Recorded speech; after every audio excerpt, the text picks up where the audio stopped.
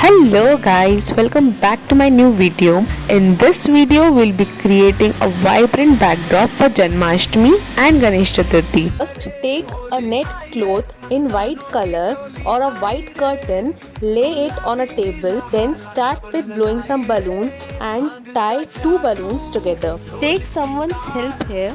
After tying two balloons together, take pair of balloon and twist them all together.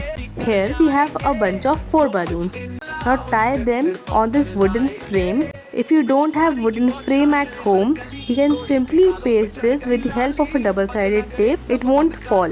Here we'll be just covering the arch and we'll be leaving the one side of the wooden frame empty. Take multicolor paper ribbons roll and start sticking it from the back side of the wooden frame. As you can see in the video, you just need to paste it with the help of a cello tape and cut it from the bottom. Here's the final look.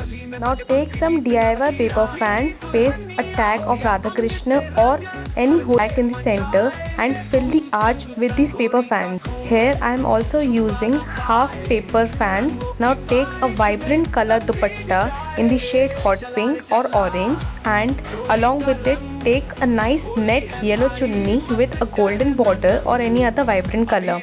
Attach a pastel basket on one side as seen in the video. Insert some net cloth. Secure both the dupattas with a nice orange and yellow garland and paste rest of the paper fans on the unfilled arch or empty arches. Here's the final look of a backdrop. So this was our first balloon gate. Now let's move on towards making our second pastel balloon gate for Ganpati decoration with these balloons.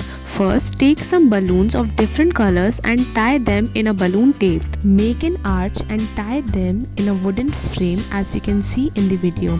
Now take a white net curtain and cover the table with that curtain. Keep your Ganpati Bappa in the center and cover the rest of the portion with puja thal, some candles and some multicolor garlands.